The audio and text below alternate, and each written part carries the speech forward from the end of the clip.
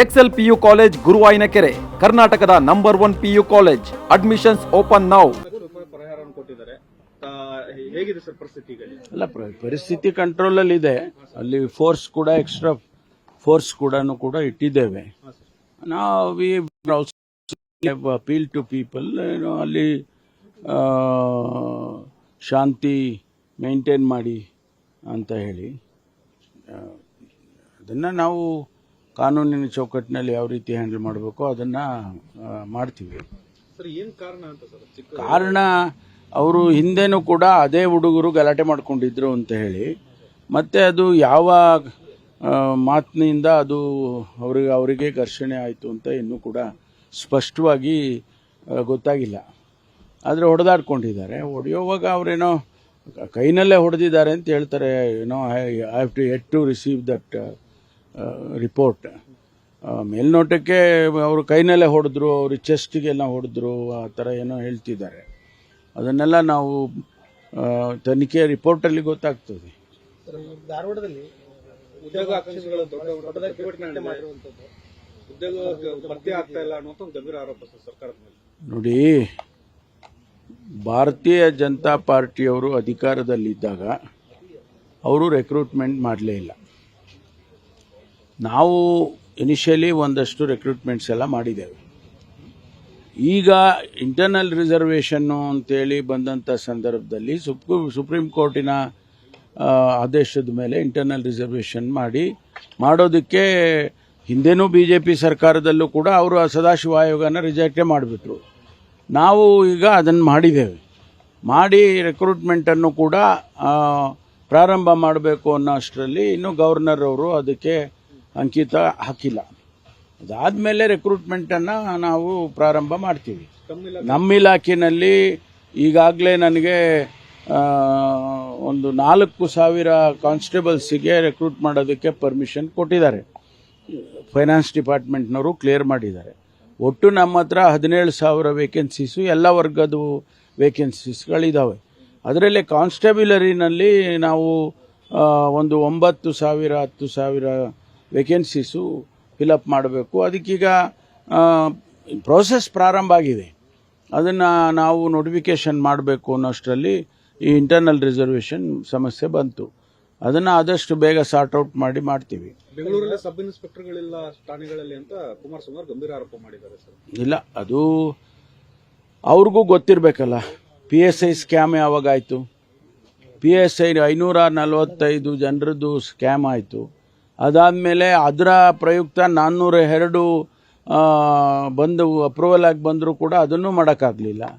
So ಇವೆರಡನ್ನೂ ಮಾಡಿದ್ದೀವಿ. ಈಗ ಇನ್ನೊಂದು 2 ತಿಂಗಳಿಗೆ 545 ಜನ ಸಬ್ ಇನ್ಸ್ಪೆಕ್ಟರ್ಸ್ಗಳು ಫೀಲ್ಡಿಗೆ ಬರ್ತಾರೆ.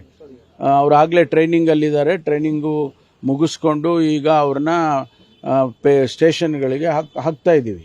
ಅವ್ರ ಪೋಸ್ಟಿಂಗು ಕೊಟ್ಬಿಟ್ಟಿದೆ ಆಗಲೇ. ಅಂದರೆ ಯಾವ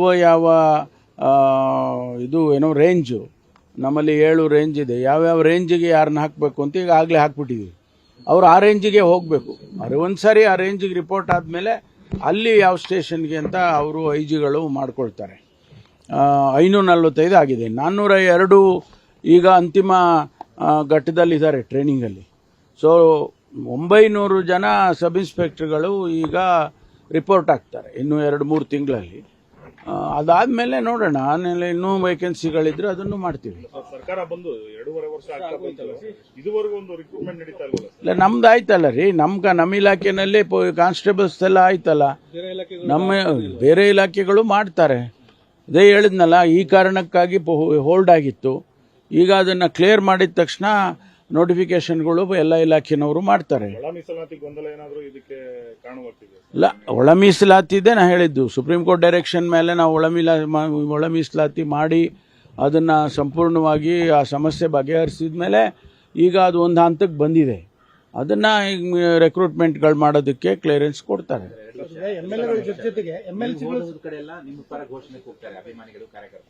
ನಿಮ್ಮ ನಾಯಕರು ಕೂಡ ಕೆಲವರು ಏನಾದರೂ ಹೈಕಮಾಂಡ್ ತೀರ್ಮಾನ ಮಾಡಿದ್ರೆ ಮೊದಲು ಕೊಡಬೇಕು ಅನ್ನೋ ಅರ್ಥದಲ್ಲಿ ಮಾತಾಡ್ತಾರೆ. ನಿಮ್ಮವರು ನಿಮ್ಮ ಪರನೇ, ಕಾರ್ಯಕರ್ತರ ಅಭಿಮಾನಿಗಳು ನಿಮ್ಮ ಪರನೇ. ಇಲ್ಲ, ಈಗ ಅದರಲ್ಲಿ ಏನಾರ ತಪ್ಪಿದ್ಯಾ? ಅಲ್ಲ, ತಪ್ಪಿದ್ರೆ ಹೇಳಿ, ಸರಿ ಮಾಡೋಣ.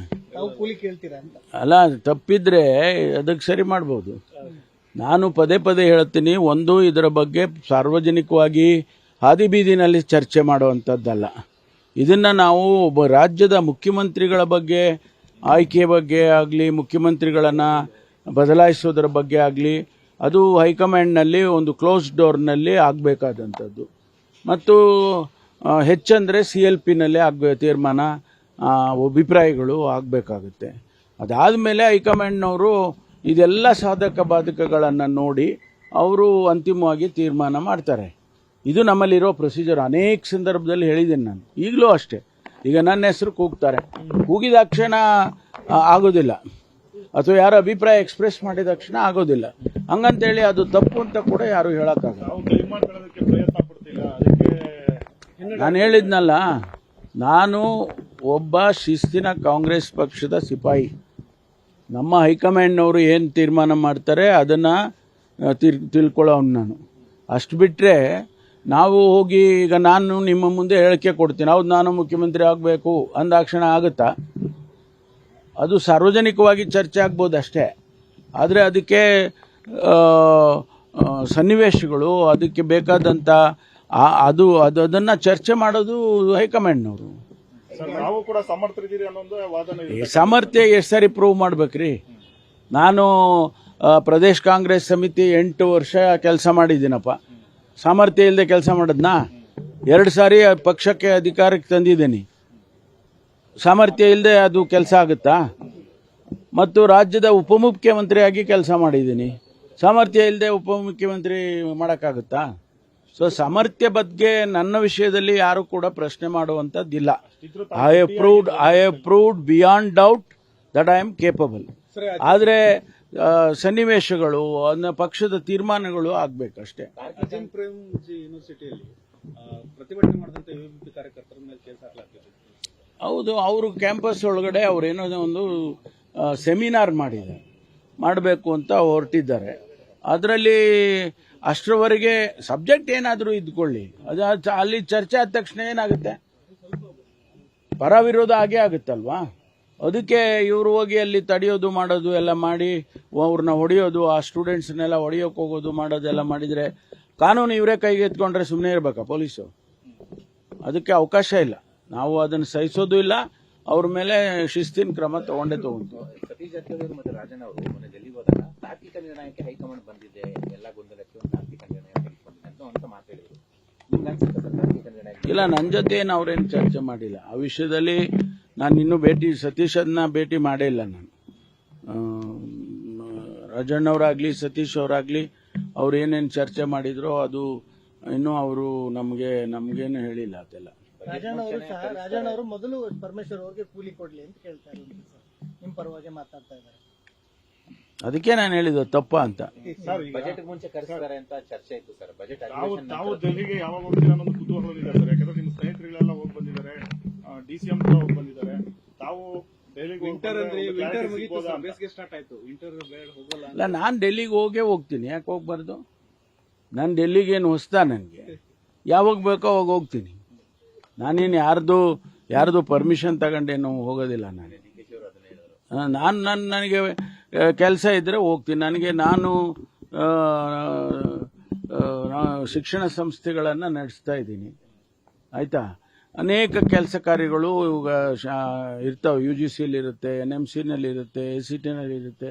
ಅದು ಒಂದು ಭಾಗ, ಅದಕ್ಕೂ ಹೋಗ್ತೀನಿ. ಪೊಲೀಸ್ ಇಲಾಖೆ ಕೆಲಸಗಳೇನಾರು ಇದ್ರೆ ಅಫಿಷಿಯಲ್ ಆಗಿ ಅನೌನ್ಸ್ ಮಾಡಿ ಹೋಗ್ತೀನಿ. ಇಲ್ಲ, ಕೇಳಿ ಮುಂದೆ. ರಾಜಕೀಯ ವಿಷಯ ಚರ್ಚೆ ಮಾಡಬೇಕು, ನಮ್ಮ ಹೈಕಮಾಂಡನ್ನ ನೋಡಬೇಕು ಅಂತ ಅನಿಸಿದ್ರೆ ಹೋಗ್ತೀನಿ. ನಾನು ವರ್ಕಿಂಗ್ ಕಮಿಟಿನಲ್ಲಿ ಇದ್ದವನು, ನನಗೆ ಪರಿಚಯ ಇಲ್ವಾ? ಈಗ ರಾಹುಲ್ ಗಾಂಧಿ ಅವ್ರು ನೋಡಬೇಕು ಅಂದರೆ ಹೋಗ್ತೀನಿ, ಇಲ್ಲ ಸೋನಿಯಾ ಗಾಂಧಿ ಅವ್ರು ನೋಡಬೇಕು ಅಂದರೆ ಹೋಗ್ತೀನಿ. ಅಪಾಯಿಂಟ್ಮೆಂಟ್ ಸಿಕ್ಕೋದು ಬಿಡೋದು, ಅವರ ಸಮಯಗಳು, ಅವರು ಹೆಡ್ ಕ್ವಾರ್ಟರ್ಸಲ್ಲಿ ಇರೋದು, ಅದೆಲ್ಲ ನೋಡ್ಬೇಕಷ್ಟೇ. ಖರ್ಗೆ ಸಾಹೇಬ್ರು ನೋಡ್ಬೇಕಂದಾಗ ಇಲ್ಲೇ ಬರ್ತಾರೆ, ಇಲ್ಲೇ ನೋಡ್ತೀನಿ. MLAಗಳ ಜೊತೆಗೆ MLCಗಳು ಸಹ ಸಚಿವ ಸ್ಥಾನ ಬೇಕು ಅಂತ ಪತ್ರವನ್ನು ಬರೆದಿರುವಂತದ್ದು ಸರ್. 5 ಸ್ಥಾನನಾರು MLCಗಳಿಗೆ ಕೊಡಬೇಕು ಸಚಿವ ಸ್ಥಾನ ಕೊಟ್ಟಿದ್ದಾರಲ್ಲ, ಹಿಂದೆ ಎಲ್ಲ ಕೊಟ್ಟಿದ್ದಾರೆ. ಈಗಲೂ ಒಬ್ಬರು ಇರಲೇಬೇಕಲ್ಲ, ಸಭಾನಾಯಕರೊಬ್ಬರು ಇರಬೇಕು, ಕೊಟ್ಟಿದ್ದಾರೆ. ಹಿಂದೆ 2, 3, 4 ಹಂಗೆಲ್ಲ ಕೊಟ್ಟಿದ್ದಾರೆ. 3 ಕೊಡಿ ನಮಗೆ. ಅದು ಹೈಕಮಾಂಡ್ನವರು ಚೀಫ್ ಮಿನಿಸ್ಟರ್ ಆದವರು ತೀರ್ಮಾನ ಮಾಡಿ. ನ್ಯೂಸ್ ಫಸ್ಟ್ ನಿರ್ಭೀತಿಯಿಂದ ನಿಮ್ಮ ಪರವಾಗಿ.